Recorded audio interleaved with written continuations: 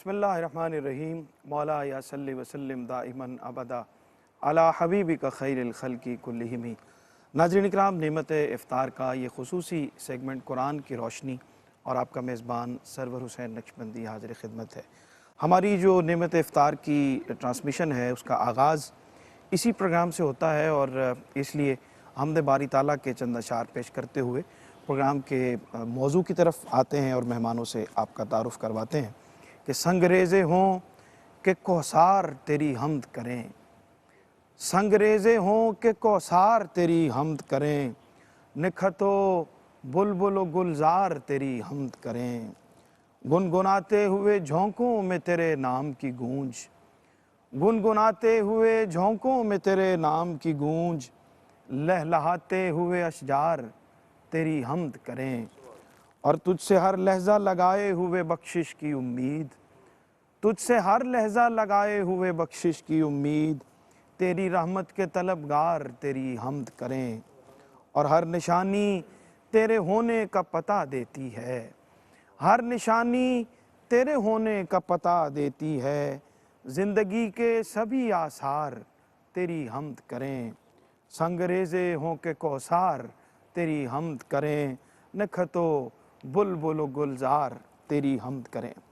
नाज़रीन इकराम, कुरान की रोशनी हमारा ये प्रोग्राम और आज इसका मौजू है कुरान और फ़रोग़ इल्म। इंसान को जो तमाम मखलूक़ात पर, फ़रिश्तों पर सबसे पहले जब तख्लीक़ इंसानी का वो लम्हा आया तो उस वक्त जो तक़दीम और मुक़द्दम रखा गया, इज़्ज़त दी गई इंसान को फ़रिश्तों पर, उसकी जो वजह बनाई गई वो इल्म था। और अल्लाह ताला ने इंसान को इल्म की क़ुव्वत, इल्म की दौलत अता करते हुए इसको अपनी दीगर मखलूक़ात पर, फ़रिश्तों पर फ़ौक़ियत अता फ़रमाई। फिर सरकार दो आलम सल्लल्लाहु अलैहि वसल्लम की सीरत में हमें इल्म के फ़रोग़ का जो एक पूरा निज़ाम नज़र आता है। आपकी सीरत में जो इल्म की अहमियत और अफ़ज़लियत के अहकाम नज़र आते हैं वो देख कर हैरत होती है कि हम सरकार दो आलम सल्लल्लाहु अलैहि वसल्लम की सीरत को अगर अपनाएं, उसका मुताला करें तो हम कभी भी इल्म से दूर नहीं हो सकते। और जब तक इंसानों ने और ख़ास तौर पे अहले इस्लाम ने, मुसलमानों ने इल्म के साथ अपने आप को जोड़े रखा, उन्होंने दुनिया पे हुकूमत की और इल्म जहाँ भी होगा वो फ़ौक़ियत की और अफ़ज़लियत की अलामत होगा। आज के ज़माने में भी हम देखते हैं कि जो लोग इल्म के साथ जुड़े हुए हैं वो दुनिया पे हुकूमत कर रहे हैं। आज का हमारा मौजू ये है कि कुरान किस तरह से हमें इल्म की तरग़ीब देता है, तालीम देता है, हुज़ूर की सीरत में हमें किस तरह से इसकी अहमियत हमारे सामने आती है, आपके अमल से, आपकी सीरत से हम इसको किस तरह देखते हैं और इसकी जो अहमियत आज के इस दौर के हवाले से किस तरह है, ये हमारा आज का मौजू है। मेहमान हमारे साथ तशरीफ़ फरमा हैं, उनसे आपका तारुफ़ करवाते हैं। जनाब मुफ्ती मोहम्मद रमज़ान सियालवी साहब, आपको एक बार फिर खुश आमदीद कहते हैं। आप जुमेरात और जुम्मा को आपकी मसरूफ़ियत होती है और 2 दिन हम आपको यकीनन आपकी कमी को महसूस करते हैं। आपकी तशरीफ़ आवरी पे शुक्रगुज़ार हैं। कारी मोहम्मद यूनुस कादरी साहब रोज़ हमारे साथ तशरीफ़ फरमा होते हैं और ARYQ TV के प्रोग्रामों में आप इनको अक्सर देखते रहते हैं। आज हमारे साथ गुजरात से डॉक्टर सैयद हामिद फ़ारूक साहब प्रोग्राम में शरीक हुए हैं। डॉक्टर साहब, आपको बहुत खुश आमदीद कहते हैं आपको और यकीनन आज का जो मौजू है उस पर इंशाअल्लाह हम आपसे इस्तिफ़ादा करेंगे। और उनके साथ तशरीफ़ फरमा हैं हाफ़िज़ मरहूम अहमद हमदानी साहब, आलम इस्लाम के मुमताज़, मोहतरम और बुज़ुर्ग सना खां और हम सब के सीनियर हमारे साथ आज मौजूद हैं। प्रोग्राम का आगाज़ करते हैं कलाम से और आपसे गुजारिश है कि अता फ़रमाएं।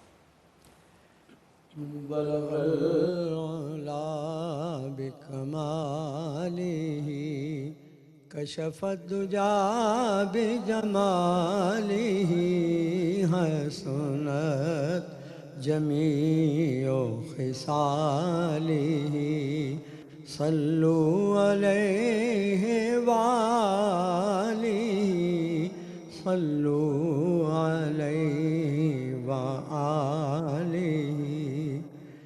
वो कमाल हुस्न हुजूर है, वो कमाल हुस्न हुजूर है कि गुमान नक्श जहाँ नहीं। یہی پھول خار سے دور ہے، یہی شمع ہے کہ دھواں نہیں، صلو علیہ وآلہ۔ بخدا خدا کا یہی ہے در، نہیں اور کوئی مفر مقر، جو وہاں سے ہو یہیں آ کے ہو، جو وہاں سے ہو یہیں آ کے ہو، جو یہاں نہیں تو وہاں نہیں، صلو علیہ وآلہ۔ تیرے آگے یوں ہے دبے لچے فسحا رب کے بڑے بڑے، تیرے آگے یوں ہے دبے لچے فسحا رب کے بڑے بڑے، کوئی جان منہ میں زبان نہیں بلکہ جسم میں جان نہیں، صلو علیہ وآلہ۔ کروں تیرے نام پہ جاں فدا،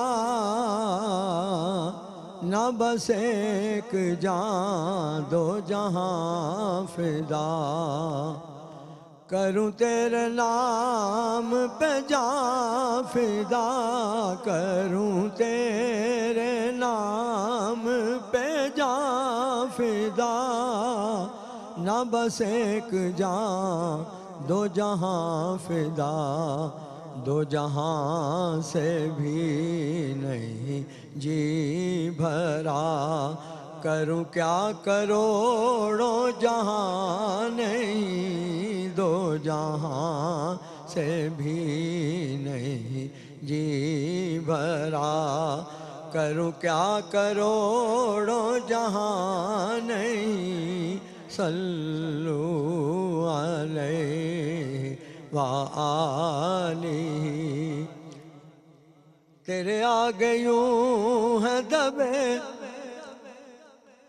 کروں تیرے مقطع میں پڑھنا چاہ رہا تھا اعلیٰ حضرت کا، کروں مدح اہل دول رضا، پڑے اس بلا میں میری بلا، میں گدا ہوں اپنے کریم کا، میرا دین پارائنا نہیں، صلو علیہ وآلہ۔ حافظ مرغوب احمد حمدانی صاحب بہت خوبصورت کلام عطا فرمایا۔ مفتی صاحب گفتگو کا آغاز کرتے ہیں، اور پہلی وحی کے نزول میں علم کا ذکر، اور پھر پہلی جو کفر اور اسلام کی جنگ ہوتی ہے اس میں بھی ہم دیکھتے ہیں کہ آپ کی سیرت میں کہ ان کو کہا گیا کہ ہمارے بچوں کو لکھنا پڑھنا سکھا دو تو اس کی قیمت پہ آزادی مل جائے گی۔ قرآن کی روح سے اور حضور کی سیرت کے حوالے سے علم کی فضیلت کے ارشاد فرمائیں۔ الرحیم۔ قرآن مجید فرقان حمید کی متعدد آیات اور نبی کریم علیہ السلام کی کثرت سے احادیث مبارکہ اس بات پر شاہد ہیں، اور کچھ کی طرف آپ نے اشارہ بھی فرمایا کہ حضرت انسان کی فضیلت کا جو بنیادی سبب ہے وہ علم کے ساتھ ہے۔ ٹھیک۔ والذین اوتوا العلم درجات کی آیت کریمہ ہو، یا حل یستوی الذین یعلمون والذین لا یعلمون کی آیت ہو، سبحان اللہ۔ اور اس سے بڑھ کر دعوت فکر یہ ہے کہ نبی کریم علیہ السلام کے بارے میں اہل ایمان کا، مسلمانوں کا یہ عقیدہ ہے کہ اللہ تعالیٰ نے ہر نعمت کو اپنے محبوب علیہ السلام پر مکمل فرمایا ہے، اور ہر نعمت جو ہے وہ درجہ کمال کو عطا فرمائی ہے، جو کسی اور کو عطا نہیں ہوئی ہے۔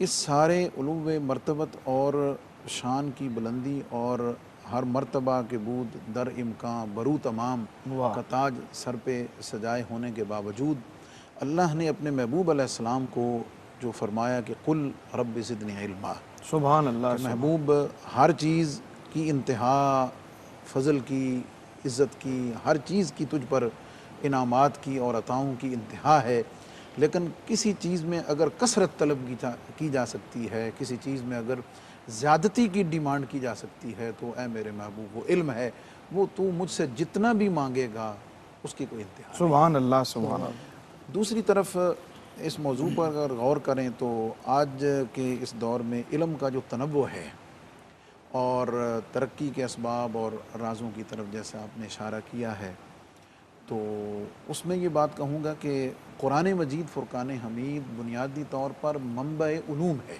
ٹھیک، کہ انسانیت سے ریلیٹڈ جتنے علوم ہیں وہ کہیں نہ کہیں بالواسطہ یا بلا واسطہ آ کر قرآن مجید سے ہی جڑتے ہیں، بے شک، اور ان کا مرکز اور ان کا ماخذ جو ہے وہ اجمالاً یا تفصیلاً وہ کہیں نہ کہیں آ کر قرآن مجید فرقان حمید ہی پہنچتا ہے۔ اور امت مسلمہ کا، ہم مسلمانوں کا یہ اعجاز ہے کہ وہ کتاب اس کے اصلاً وارث ہم قرار پائے ہیں، ٹھیک، وہ کتاب ہمارے لیے ہے اور ہم اس کے وارث ہونے کے دعوے دار ہیں۔ اس حقیقت کو سامنے رکھتے ہوئے اب دوسری طرف اگر دیکھیں تو جو باقی اقوام ہیں انہوں نے جو انسانی آسائش اور انسانی بدن ہے جی، اس کے آرام اور سکون کے لیے جتنے علوم اور جتنی بھی انوویشنز ہیں، جتنی بھی ایجادات ہیں، اس کا فوکس انسانی بدن پہ رکھا ہوا ہے، ٹھیک، لیکن اسلام کا یہ طرہ امتیاز ہے کہ وہ کہتا ہے کہ نہیں، وہ صرف تیرے جسم کے لیے ہی نہیں، وہ تیری روح کے لیے بھی اتنا ہی ہے، تیری قلب و نظر کے لیے بھی سبحان اتنا ہی ہے۔ اللہ، تو سبحان یہ جامعیت جو ہے علم کی فضیلت، اہمیت اور اس کے تنوع کے ساتھ وہ صرف اور صرف قرآن پاک میں، اسلام میں اور مسلمانوں کے لیے تھا۔ بالکل ٹھیک ہے۔ ڈاکٹر سید حامد فاروق صاحب ہمارے ساتھ گجرات سے تشریف فرما ہے، آپ کو خوش آمدید بھی کہتے ہیں، آپ کو شکر گزار بھی ہیں۔ ڈاکٹر صاحب، ابھی مفتی صاحب نے اشارہ کیا قرآن کی اہمیت کا، اس میں علم کی اہمیت کا، اور فروغ علم کے حوالے سے قرآن حکیم کے جو احکامات ہیں، اس کے اثرات، اس کی فضیلت اور اس کی کیفیات، کیا فرماتے ہیں اس سوال؟ بسم اللہ الرحمن الرحیم۔ بہت بہت شکریہ آپ کا۔ مفتی صاحب نے بڑا خوبصورت آغاز فرما دیا۔ قبلہ گزارش یہ ہے کہ قرآن پاک کی جو پہلی آیت مبارکہ ہے سورہ بقرہ کی، ارشاد فرمایا الف لام میم ذالک الکتاب لا ریب فیہ ھدی للمتقین۔ سبحان اللہ، اللہ رب العزت نے اس کتاب کو متقین کے لیے ہدایت بنا کر بھیجا ہے۔ یہ کتاب ہدایت ہے۔ آج امت مسلمہ کا مسئلہ یہ ہو گیا کہ ہم نے فقط اسے کتاب حسنات یعنی نیکیاں جمع کرنے کی کتاب سمجھ لیا ہے اور ہدایت سے ہم دور ہو گئے۔ آج ہم رمضان میں بیٹھے ہیں اور رمضان کے روزے فرض کرنے کا مقصد کیا ہے؟ لعلکم تتقون، تاکہ تم متقی بن جاؤ۔ تو ہمیں رمضان ایسے گزارنا چاہیے تاکہ ہم تقوی حاصل کر پائیں۔ جب متقی ہو جائیں گے تو یہ کتاب خود ہمیں ہدایت بھی عطا فرما دے گی، اور علوم کے اتنے در جو ہیں وہ قرآن سے کھلتے ہیں، جس طرح کہ فرمایا گیا کہ یہ منبع علوم ہے، اس میں کوئی شک نہیں ہے۔ رسول کائنات علیہ تحیۃ و ثنا کو حکم ہوا میرے رب کا کہ یہ دعا کیا کریں کہ رب زدنی علما، لیکن میرے آقا یہ بھی ارشاد فرماتے تھے کہ اللہم انی اعوذ بک من الاربع، میں 4 چیزوں سے تیری پناہ مانگتا ہوں۔ مجھے وہ علم نہیں چاہیے جس میں نفع نہ ہو، وہ علم چاہیے جو علم نافع ہو۔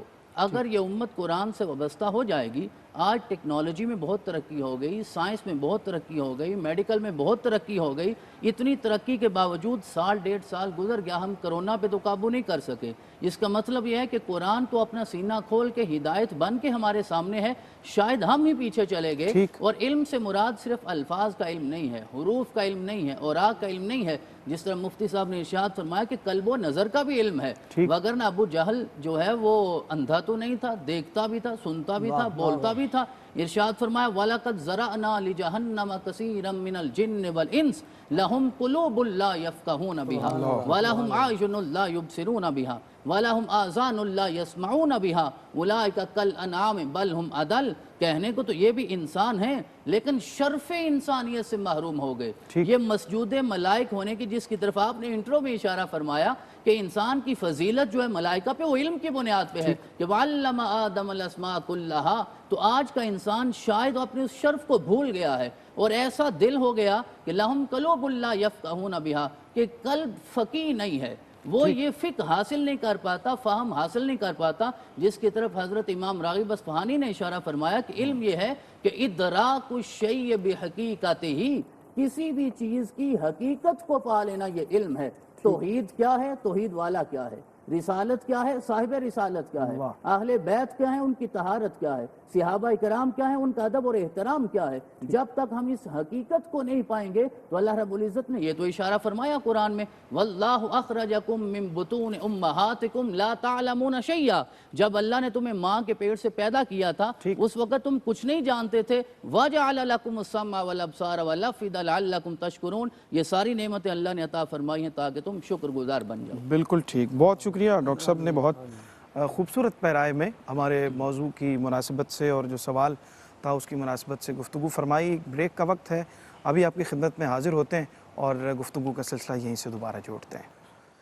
جی ناظرین، خوش آمدید کہتے ہیں بریک کے بعد آپ کو، اور وقفے پہ جانے سے پہلے جناب ڈاکٹر سید حامد فاروق صاحب جو گجرات سے ہمارے مہمان ہیں، بہت اچھے پیرائے میں انہوں نے ہماری رہنمائی فرمائی۔ سرکار دو عالم صلی اللہ علیہ وآلہ وسلم کا ارشاد گرامی ہے کہ جو شخص علم کے راستے پہ نکلا اور جب تک وہ اس راستے پہ رہے گا اللہ تعالیٰ اس کے لیے جنت کے راستے کو آسان فرما دے گا۔ اور ایک جگہ اور آپ نے فرمایا کہ جو علم کے راستے پر نکلتا ہے وہ ایسے ہی ہے جیسے اللہ کے راستے میں جہاد پہ نکلتا ہے۔ تو اس قدر اس کی فضیلت اور اہمیت ہمیں حضور کی سیرت میں نظر آتی ہے۔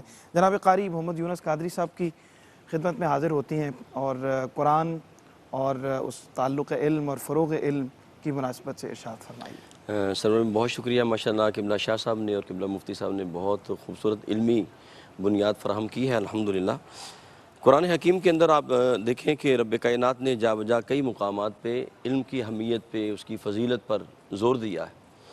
مقصد بعثت نبوت کو جب آپ دیکھتے ہیں، دعا ابراہیمی کو دیکھتے ہیں، تو رب کائنات نے فرمایا کہ ربنا وبعث فیہم رسولا منہم یتلو علیہم آیاتک وَيُعَلِّمُهُمُ الْكِتَابَ وَالْحِکْمَةَ وَيُزَکِّیہم، یعنی وہاں بھی رب کائنات نے جو اپنے نبی کی بعثت اور مقصد بعثت نبوت کو بیان کیا، وہ فرمایا کہ یہ تعلیم دینے والے ہیں، یہ تزکیہ فرمانے والے ہیں۔ پھر اسی طرح رب کائنات نے سورہ فاطر کے اندر فرمایا انما یخشی اللہ من عبادہ العلماء، کہ اللہ سے ڈرنے والے وہ ہیں جو زیادہ جاننے والے ہیں۔ پھر سورہ مجادلہ میں رب کائنات نے فرمایا کہ یرفع اللہ الذین آمنوا منکم والذین اوتوا العلم درجات، کہ اللہ پاک ایمان والوں کے اور اہل علم کے درجات کو بلند فرماتا ہے۔ سبحان اللہ۔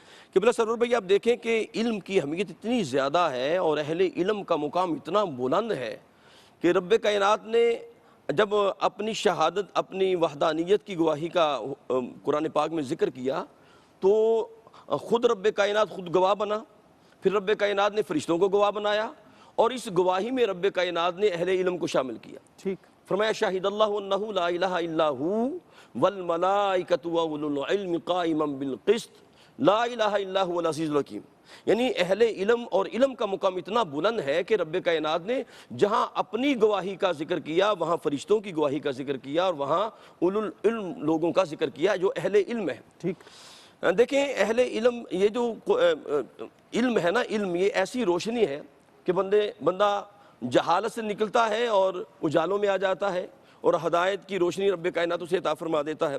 پھر آپ دیکھیں کہ علم کی اہمیت اتنی زیادہ ہے کہ کریم آقا علیہ السلام نے فرمایا طلب العلم فریضۃ علی کل مسلم، کہ ہر مسلمان پر علم حاصل کرنا ضروری ہے۔ بالکل اور ایک حدیث کے اندر آتا ہے ابن ماجہ کی، ترجمان القرآن حضرت عبداللہ بن عباس بیان فرماتے ہیں تدارس العلم ساعۃ من اللیل خیر من احیائها، فرمایا کہ رات کی ایک گھڑی کا علم حاصل کرنا پوری رات کی عبادت سے بہتر ہے۔ بالکل ٹھیک، بہت خوبصورت قاری صاحب۔ اور مفتی صاحب، قرآن خود علوم کا منبع ہے، اور اللہ تعالیٰ نے خود ارشاد فرمایا کہ کوئی خشک تر چیز ایسی نہیں ہے جس کا ذکر اس قرآن میں موجود نہیں ہے، اور ہم نے ان علوم کو سیکھنے کی کہاں تک کوشش کی، اس میں کہاں ہمارے اندر گیپ ہے، اور سب سے پہلے تو قرآن منبع علوم ہے، اس پہ گفتگو فرمائی۔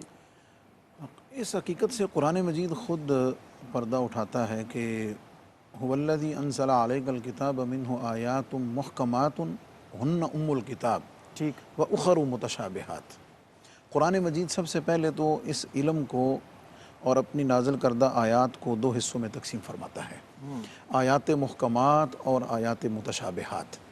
اور آگے اللہ نے فرمایا فَأَمَّا الَّذِينَ فِي قُلُوبِهِمْ زَيْغٌ فَيَتَّبِعُونَ مَا تَشَابَهَ، کہ جن کے دلوں میں کجی ہے وہ آیات متشابہات کی ٹو میں رہتے ہیں، اور جو اہل علم ہیں وہ آیات محکمات اور ان پر توجہ کرتے ہوئے اس کے ابلاغ، اس کی تحصیل اور اس پر فوکس کرتے ہیں۔ ٹھیک، اس کی روشنی میں جو تفصیل سامنے آتی ہے، اور حدیث پاک جو حضرت عبداللہ ابن عمر رضی اللہ تعالیٰ عنہ سے ہے کہ نبی کریم علیہ السلام نے فرمایا کہ العلم ثلاثۃ، کہ علم تین طرح کے ہیں، ایک آیت محکمۃ، ایک تو آیات محکمات ہیں، او سنت قائمۃ، دوسری سنت قائمہ ہے جو بالکل واضح ہے، جو نبی پاک علیہ السلام کا اس میں مبارکہ ہے، اور تیسرا فرما اور فریضۃ عادلۃ، جن کی فرضیت اللہ رب العزت نے واضح کر دی ہے، اور ساتھ فرمایا وما کان سوا ذلک فہو فضل، اس کے علاوہ جو چیز ہے وہ زائد ہے، وہ مطلب فضول نہیں ہے، لیکن اس کا درجہ اس کے بعد آتا ہے۔ ٹھیک، اس تمہید اور تفصیل کے بعد میں جو عرض کرنا چاہتا ہوں پن پوائنٹ پر، وہ بات یہ ہے کہ مسلمانوں کے لیے کچھ علوم فرض ہیں، ٹھیک، اور میں جب یہاں علم کی بات کر رہا ہوں تو میں اس علم کو ڈگری کے ساتھ اٹیچ نہیں کر رہا۔ ہمارے ہاں بے شمار لوگ ایسے ہیں، لاکھوں کی تعداد میں ہیں، کہ جن کو ہم اصحاب علم میں شمار کر سکتے ہیں، لیکن چونکہ اس علم کے لیے کوئی ڈگری ڈیزائنڈ نہیں ہے، اس علم کے لیے کوئی ڈگری ایوارڈڈ پلان نہیں ہے، اس لیے ہم انہیں اس علم کی جو ہمارا سرکل ہے ہم اس کے اندر ان کو شامل نہیں کرنا چاہتے، حالانکہ وہ اصحاب علم میں سے ہیں۔ میں اس کو سامنے نہیں رکھ رہا، نہ اس کو اٹیچ کر رہا ہوں۔ اس فرض علوم کون سے ہیں ایک مسلمان کے لیے؟ صحیح، فرض علوم میں اللہ رب العزت کی حقیقی معرفت، توحید کا اقرار، اس کی بنیادی صفات کا علم، نبی پاک علیہ الصلوۃ والسلام کی رسالت، حضور علیہ الصلوۃ والسلام کی ذات بابرکات کے حوالے سے خاتم النبیین ہونا، اور اس کے ساتھ ساتھ نبی پاک علیہ الصلوۃ والسلام کی جو شان اور عظمت، ادب، احترام، ناموس۔ اس کے بعد آ جائیں احکامات اور عبادات کے اندر، اس کے اندر سر فہرست فرض ہیں جو 5 اسلام کی بنیادیں ہیں، اور اس کے بعد حلال و حرام کی تمیز ہے، اور حلال و حرام کی تمیز کے بعد پھر آگے گناہ کبیرہ ہیں۔ یہ وہ ایک فہرست ہے کہ جس کا علم ہونا ہر مسلمان کو فرض ہے۔ اس کے بغیر تو آپ کہہ لیں کہ وہ اس شاید ایمان کے اور عمل کے اس بنیادی سرکل کے اندر ہی نہیں آ سکتا ہے۔ بالکل ٹھیک۔ اس کے بعد آ جاتا ہے اس کا تفصیلی علم اور ڈیٹیل کا علم آ جاتا ہے، وہ ظاہر ہے جب انشاءاللہ باری آتی ہے تو میں اس پہ ڈاکٹر صاحب گفتگو کو آگے بڑھائیں، اور ابھی جو مفتی صاحب سے ذکر کیا کہ قرآن کریم جو ہے وہ خود علوم کا خزانہ ہے، اور اس کے اندر ہر طرح کے علوم جو ہیں وہ موجود ہیں۔ ابھی مفتی صاحب نے بھی ذکر کیا، میں یہی چاہوں گا کہ آپ اس کو تھوڑا سا آگے بڑھائیں۔ ہم اپنی جو جدید علوم کی رسیہ ہماری نسل ہے، اس کو ہم کس طرح سے یہ بات ڈیفائن کریں گے کہ قرآن کے اندر تمام علوم جن کی آج بھی ضرورت ہے، سائنس ہے، ٹیکنالوجی ہے، میڈیکل سائنسز ہے، اس کے اندر موجود جس طرح مفتی صاحب نے ارشاد فرمایا کہ بہت سارے لوگ ایسے ہیں جنہیں اللہ نے علم عطا فرمایا ہے، لیکن ظاہری کوئی سند یا ڈگری نہیں ہوتی۔ تو کیونکہ ہمارا آج موضوع قرآن اور فروغ علم ہے، تو قرآن میں ڈگریز کا ذکر تو نہیں ملتا، وہاں صرف علم کی بات ہوتی ہے۔ تو اصل تو دنائی کو ہی، حکمت کو ہی علم کہا جاتا ہے، جو قاری صاحب نے بھی آیت مبارکہ تلاوت فرمائی کہ بعثت نبوت میں جو 4 چیزیں شامل ہیں ان میں ایک حکمت کی تعلیم بھی ہے، اور حضرت لقمان کو جو ممتاز کیا ہے قرآن نے وہ حکمت کی بنیاد پہ ہی ممتاز کیا ہے، اور اللہ رب العزت نے تو یہاں تک ارشاد فرمایا یؤتی الحکمۃ من یشاء ومن یؤت الحکمۃ فقد اوتی خیرا کثیرا۔ شاید ظاہری علم تو بہت سارے لوگوں کے پاس ہوگا، لیکن علم میں چھپی ہوئی حکمت اللہ ہر ایک کو عطا نہیں فرماتا، وہ اپنے منتخب لوگوں کو عطا فرماتا ہے۔ پہلی وحی کی طرف اگر ہم رجوع کریں تو بالکل دوسری آیت مبارکہ میں اللہ رب العزت نے تخلیق انسانی کے آج جدید علم کی بنیاد رکھی 1400 سال پہلے۔ آج میڈیکل سائنس نے ان سارے مراحل کو آج طے کیا ہے سرور کائنات علیہ تحیت و ثنا نے، کیوں سرور بھائی بات یہ ہے کہ 3 چیزوں کے ذریعے ہم علم حاصل کرتے ہیں۔ ذرائع علم 3 چیزیں ہیں، ایک تو آپ کی عقل ہے، دوسرے حواس خمسہ ہیں، اور تیسرا وحی ہے۔ تو جب وحی کے ذریعے علم ملتا ہے تو اس کے لیے زمانے کی کوئی محتاجی نہیں ہوتی۔ 1400 سال پہلے جب پہلی وحی آئی، ارشاد فرمایا اقرأ بسم ربک الذی خلق، ارشاد فرمایا اس کے نام سے پڑھو جس نے تمہیں تخلیق فرمایا ہے۔ کیونکہ پہلی وحی کی کیفیت ہے نا، تو آپ مانوس ہو جائیں، پریشان نہ ہوں کہ یہ کس کا پیغام آیا، اس کا پیغام آیا جس نے تمہیں تخلیق کیا ہے۔ یا ایھا الانسان ما غرک بربک الکریم الذی خلقک فسواک فعدلک۔ ماں کے ساتھ ان ظاہری رشتوں میں بچے کو بڑا انس ہوتا ہے، کیونکہ ماں 9 ماہ تک بچے کو اپنے پاس رکھتی ہے، صرف جنم دیتی ہے، تو جنم دینے والی ماں کے ساتھ اگر اتنا انس ہوتا ہے تو تخلیق کرنے والے رب کے ساتھ پھر کتنا انس ہونا چاہیے. اس نے تو تخلیق فرمایا ہے خلق الانسان من علق. تو یہ بنیاد ہے آج کی بائیولوجی کی, علم حیاتیات کی, کہ اللہ رب العزت نے ارشاد فرمایا میں نے تمہیں علق سے جمے ہوئے خون سے پیدا فرمایا, جس کی طرف ان سارے مراحل کو واضح طور پہ یوں بھی فرمایا وَلَقَدْ خَلَقْنَا الْإِنسَانَ مِنْ سُلَالَةٍ مِّن طِينٍ ثُمَّ جَعَلْنَاهُ نُطْفَةً فِي قَرَارٍ مَّكِينٍ ثُمَّ خَلَقْنَا النُّطْفَةَ عَلَقَةً فخلقنا العلقة مضغة فخلقنا المضغة عظاما فكسونا العظام لحما ثم انشأنا خلقا آخر. آج انسان جس شکل و صورت میں اتنا پاکیزہ نظر آتا ہے, میرے رب نے اشارہ فرمایا کہ یہ ساری پاکیزگی میں نے تمہیں عطا فرمائی. تو جس نے تمہیں ناپاک چیز سے اتنا پاک کر کے پیدا فرمایا, پھر مسجود ملائک بنایا, اگر اس کی معرفت نہیں حاصل کر پاؤ گے تو پھر ظاہری علم کا تو کوئی فائدہ نہیں ہے. تو یہ بنیاد تخلیق انسانی کی یہ بھی قرآن دیتا ہے. آج ہم زمین و آسمان کی تخلیق پہ اگر غور کریں تو اس کی بنیاد بھی قرآن نے فراہم کر دی کہ وَهُوَ الَّذِي خَلَقَ السَّمَاوَاتِ وَالْأَرْضَ فِي سِتَّةِ أَيَّامٍ. اور آج تک اہل علم محققین اس میں یہ بحث کرتے آئے ہیں کہ ان 6 ایام سے مراد کیا ہے. کیا یہ آج کے جو 24 گھنٹوں کا ایک دن رات ہے, یہ 6 ایام اس طرح مراد ہیں کہ اللہ نے تخلیق فرمایا؟ بھئی یہ تو اس وقت کی تخلیق ہے, کیونکہ میرا رب تو ان دن رات کا تو محتاج ہی نہیں ہے, اوقات کا تو محتاج ہی نہیں, بلکہ واضح کر دیا قرآن میں کہ بعض اوقات اللہ رب العزت اگر چاہے تو ایک دن جو ہے وہ 50,000 سال کے برابر بھی ہو سکتا ہے. اللہ اکبر, اللہ اکبر, بالکل ٹھیک. قاری صاحب, ہم علم کی فضیلت اور فروغ علم کے حوالے سے بات کر رہے ہیں, اور صاحبان علم کی جو فضیلت ہے وہ بھی قرآن بیان کرتا ہے, اور سرکار دو عالم صلی اللہ علیہ وآلہ وسلم کی سیرت میں ہمیں اس کا جو ہے وہ واضح اشارے ملتے ہیں. صاحبان علم کی فضیلت میں کیا فرمایا؟ سرور بھائی ماشاءاللہ شاہ صاحب نے آیات کی جو مالا کا نور دے رہے ہیں, بڑا لطف آ رہا ہے, اللہ ان کو برکت عطا فرمائے. جو صاحب علم ہے نا جی, اس کا مقام بڑا اونچا ہے.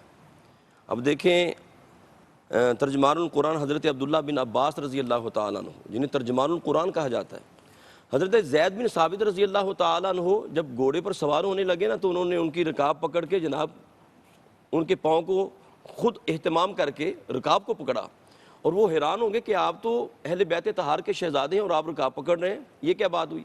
تو آپ نے فرمایا کہ جو اہل علم ہے ہمیں ان کا اسی طرح ادب کرنا چاہیے. وہ نیچے اترے اور انہوں نے عبداللہ بن عباس کے ہاتھ چومے. انہوں نے فرمایا پھر ہمیں بھی اہل بیت کا اسی طرح ادب کرنا چاہیے. سبحان اللہ. اچھا, اہل علم کا مقام اتنا اونچا ہے, اتنا بلند ہے. حضرت علی کرم اللہ وجہ الکریم فرماتے ہیں من علمنی حرفا فقد سیرنی عبدا. فرمایا جو ایک لفظ سکھا دیتا ہے وہ میرا آقا بن گیا. یعنی اتنا بلند مقام ہے. اور علم کی اہمیت دیکھیں کتنی بڑی ہے کہ کریم آقا علیہ السلام کا جو علم ہے وہ علماء کی میراث ہے. حضرت سیدنا ابو ہریرہ رضی اللہ تعالیٰ عنہ مدینے کے بازار میں جا رہے تھے, تو آپ نے فرمایا کہ کریم آقا علیہ السلام کی بارگاہ میں میراث تقسیم ہو رہی ہے, ٹھیک, جلدی جاؤ, تم بازاروں میں تجارت کر رہے ہو. لوگ بھاگے گئے مسجد نبوی میں گئے, دیکھا وہاں تو کوئی میراث تقسیم نہیں ہو رہی, وہاں تو قال رسول اللہ کی بات ہے, وہاں تو دین کی بات ہے, قرآن کی بات ہے. تو وہ واپس آ کے کہنے لگے ابو ہریرہ وہاں تو کوئی میراث تقسیم نہیں ہو رہی. فرمایا وہ جو کریم آقا علم پڑھا رہے تھے یہی تو میراث ہے. ٹھیک. تو اہل علم کا مقام اتنا اونچا ہے, جس طرح آپ نے انٹرو میں فرمایا کہ جب بندہ علم کے راستے پر گامزن ہوتا ہے تو فرشتے اس کے قدموں کے نیچے پر بچھاتے ہیں اس کی رضا کے لیے. اور پھر کریم آقا علیہ السلام نے گارنٹی دے دی, سند عطا کر دی. فرمایا پوری کائنات میں سب سے اعلیٰ کون ہے؟ فرمایا خیرکم من تعلم القرآن وعلمہ. سبحان اللہ, سبحان اللہ. مفتی صاحب, اسی کو میں چاہتا ہوں کہ آپ بھی آگے بڑھائیے, خاص طور پہ اصحاب صفا کی جو ہستیاں ہیں اور وہ حصول علم کے لیے, تحصیل علم کے لیے بارگاہ نبوت میں ہم وقت حاضر ہوتے تھے, اور اس سے ایک اشارہ ملتا ہے کہ کچھ لوگ ایسے بھی ہونے چاہیے جو مختص ہوں علم کے لیے. کچھ ارشاد فرمائیے اس کے لیے. نبی کریم علیہ السلام کی حدیث پاک اس پر بہت واضح ہے کہ فضل العالم علی العابد کفضلی علی ادناکم کما قال صلی اللہ علیہ وسلم. فرمایا بھئی ایک عالم کی فضیلت عابد پر, جاہل پر نہیں, وہ تو کسی کھاتے میں ہی نہیں نا, ٹھیک, کمپیریزن جو ہے وہ عالم اور عابد میں ہے. ٹھیک ہے. فرمایا اس کی فضیلت عالم کی عابد پر ایسے ہی ہے جیسے میری فضیلت تم میں سے ادنا ترین. اللہ, اس سے بڑھ کر کوئی اور اعجاز اور اس سے بڑی کوئی اور فضیلت نہیں ہو سکتی ہے جو نبی کریم علیہ السلام نے عطا فرمائی ہے. اور جہاں تک آپ نے دوسرے سوال کی طرف اشارہ فرمایا ہے, تو نبی کریم علیہ السلام کی سنت کریمہ اور جو آپ کہہ لیں کہ نظام تعلیم ملتا ہے ایجوکیشنل سسٹم، اس پورے سنیریو میں اگر ہم حضور علیہ السلام کے اسوہ کو اگر دیکھیں تو قرآن مجید کی آیت بنیاد ہے وَمَا كَانَ الْمُؤْمِنُونَ لِيَنْفِرُوا كَافَّةً فَلَوْلَا نَفَرَ مِنْ كُلِّ فِرْقَةٍ مِّنْهُمْ طَائِفَةٌ لِيَتَفَقَّهُوا فِي الدِّينِ وَلِيُنذِرُوا قَوْمَهُمْ إِذَا رَجَعُوا إِلَيْهِمْ لَعَلَّهُمْ يَحْذَرُونَ۔ یہ اس نظام تعلیم میں جو بنیادی چیز ہے کہ بھئی جس طرح دنیا کے باقی شعبہ جات کے لیے اسپیشلسٹ ہیں کہ قوم ان کی طرف رجوع کرتی ہے، صحیح، ڈاکٹرز ہیں، سائنٹسٹ ہیں، ہر فیلڈ کے لوگ ہیں، مکینکس ہیں، فرمایا اسی طرح دین کے ایکسپرٹس جو ہیں وہ بھی مسلمانوں میں موجود ہونے چاہیے کہ قرآن و سنت سے صحیح رہنمائی کے لیے لوگ، وہ اپنی جگہ ڈاکٹر کتنا ہی بڑا کیوں ہے میڈیکل سائنس میں، لیکن اگر اسے دین میں رہنمائی چاہیے تو وہ دین میں اتھارٹی نہیں ہے، بلکہ جو دین کا اسپیشلسٹ ہے جس نے اپنا اوڑھنا بچھونا قرآن و سنت کو بنایا ہوا ہے وہ اس کی طرف رجوع کرے گا۔ بالکل ٹھیک۔ اس کی بنیاد، اور نبی کریم علیہ السلام نے ایک تو حضور علیہ السلام کے عمومی درس مبارک ہے نا، عمومی خطابات ہیں، عمومی تربیت ہے، سراپا ہر وقت صبح شام چلتے پھرتے، لیکن اصحاب صفہ وہ لوگ ہیں کہ جنہوں نے اپنے آپ کو علم کے لیے حضور علیہ السلام کی تربیت میں بالکل ٹھیک، علم کے ساتھ تزکیہ کے لیے وقف کیا ہوا تھا۔ اور یاد رکھیں قیامت تک کے لیے اس نظام تعلیم کی برکتیں اور ان کی اصل بنیاد وہی ہے جو اصحاب صفہ اور حضور کی نظام تربیت۔ اہم مرحلے پہ ہماری گفتگو پہنچی ہے اور بریک کا وقت ہے، ابھی لوٹتے ہیں اور آپ کی خدمت میں حاضر ہو کے کچھ موجودہ نظام تعلیم کے حوالے سے بھی بات کرتے ہیں اور زیادہ ضروری علوم جن کی طرف قرآن اشارہ کرتا ہے ان پہ بات کرتے ہیں۔ جی ناظرین، خوش آمدید کہتے ہیں آپ کو بریک کے بعد، اور پروگرام دیکھ رہے ہیں آپ قرآن کی روشنی نعمت افطار کا یہ خصوصی سیگمنٹ، اور آج ہمارا موضوع ہے قرآن اور فروغ علم۔ اور اب اپنے مہمانوں سے اپنی گفتگو کو کنکلوڈ کرنے کا ہم کہیں گے۔ حضرت امام غزالی رحمۃ اللہ علیہ کا ایک کال پیش کرتے ہوئے میں ڈاکٹر صاحب کی خدمت میں حاضر ہو رہا ہوں۔ آپ نے فرمایا کہ سب انسان مردہ ہیں اور زندہ وہ ہیں جو علم والے ہیں۔ پھر آپ نے فرمایا کہ سب علم والے سوئے ہوئے ہیں اور بیدار وہ ہیں جو عمل والے ہیں۔ پھر فرمایا کہ سب عمل والے گھاٹے میں ہیں اور فائدے میں وہ ہیں جو اخلاص والے ہیں۔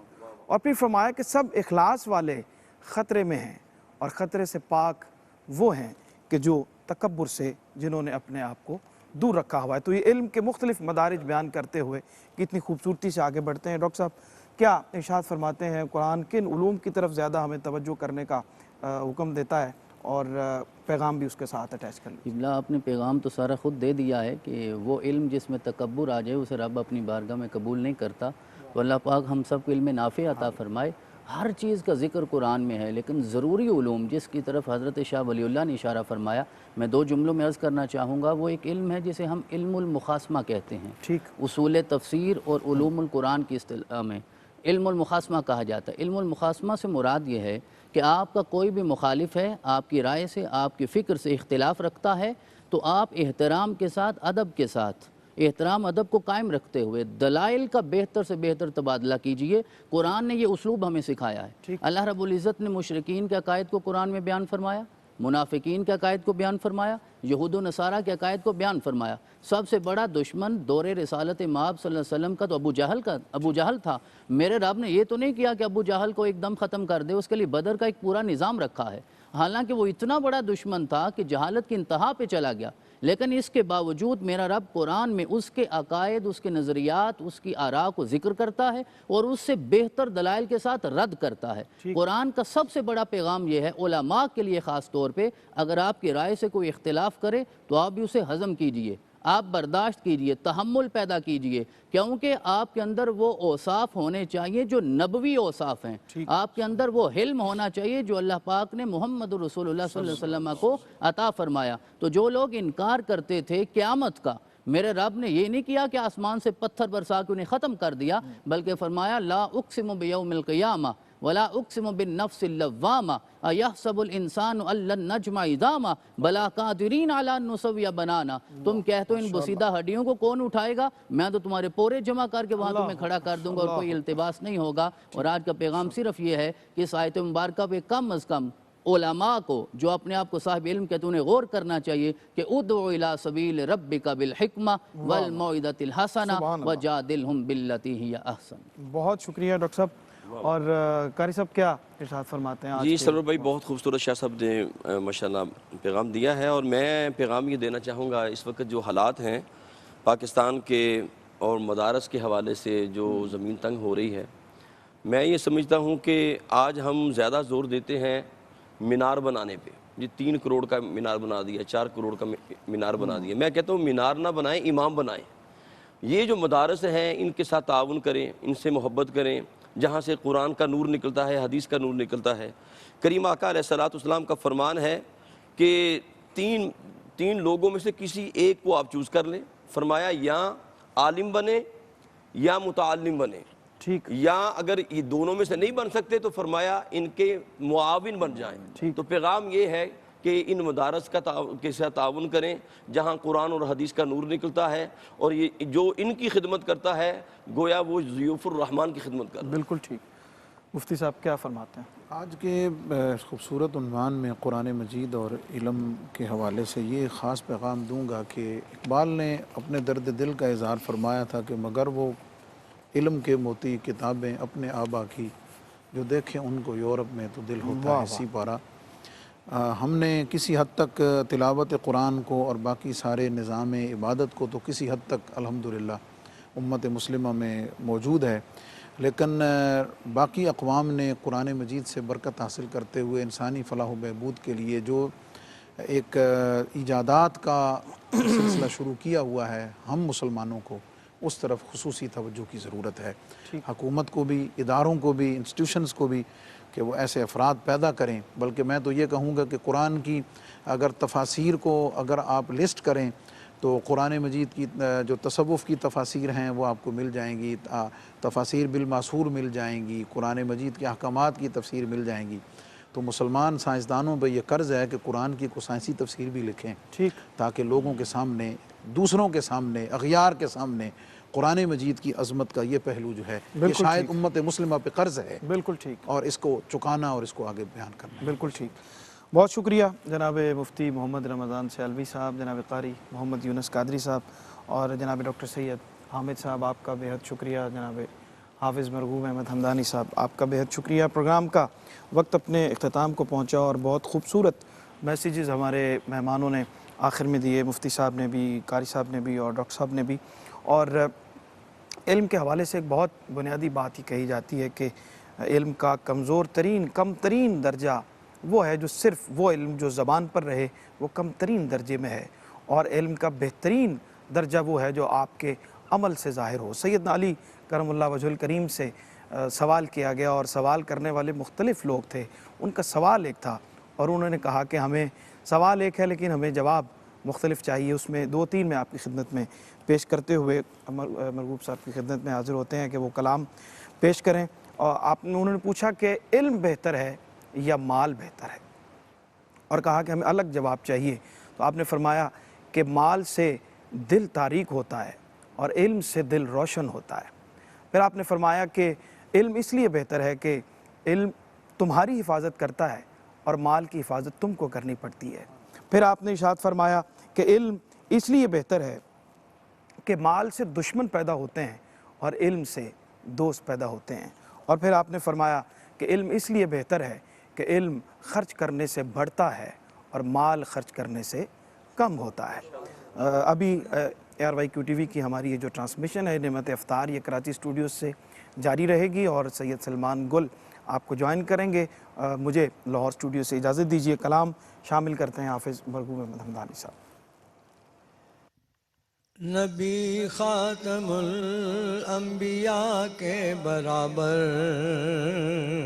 نہ پہلے تھا کوئی، نہ اب ہے نہ ہوگا.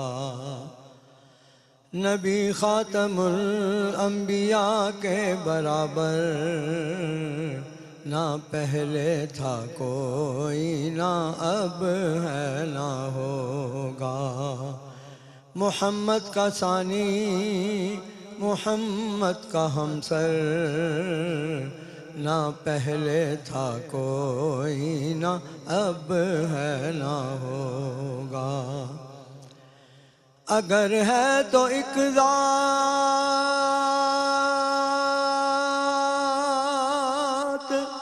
اللہ کی ہے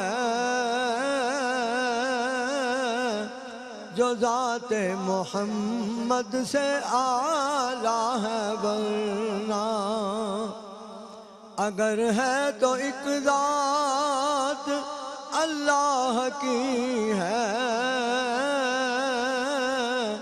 جو ذات محمد سے اعلیٰ ہے، ورنہ محمد سے اعلیٰ، محمد سے بڑھ کر نہ پہلے تھا کوئی، نہ اب ہے نہ ہوگا۔ جسے حق نے بلوایا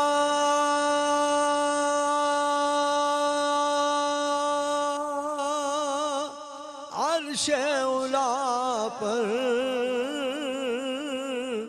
ہوئے فضل حق سے وہ مہمان داور، خدا کی خدائی میں ایسا پیمبر نہ پہلے تھا کوئی، نہ اب ہے نہ ہوگا۔ خدا کی خدائی میں ایسا پیمبر نہ پہلے تھا کوئی، نہ اب ہے نہ ہوگا۔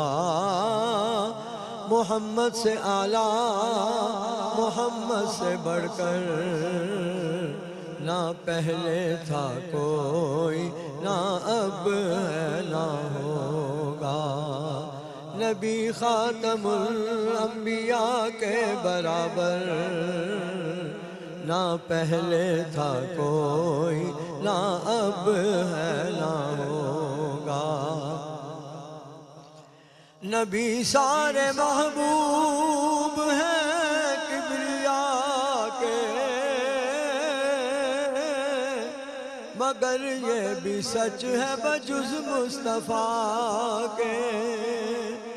نبی سارے محبوب ہیں کبریا کے، مگر یہ بھی سچ ہے کہ بجز مصطفیٰ کے۔ حبیب خدا دونوں عالم کا دلبر نہ پہلے تھا کوئی، نہ اب ہے نہ ہوگا۔ حبیب خدا آدمی کو بناتا ہے یہ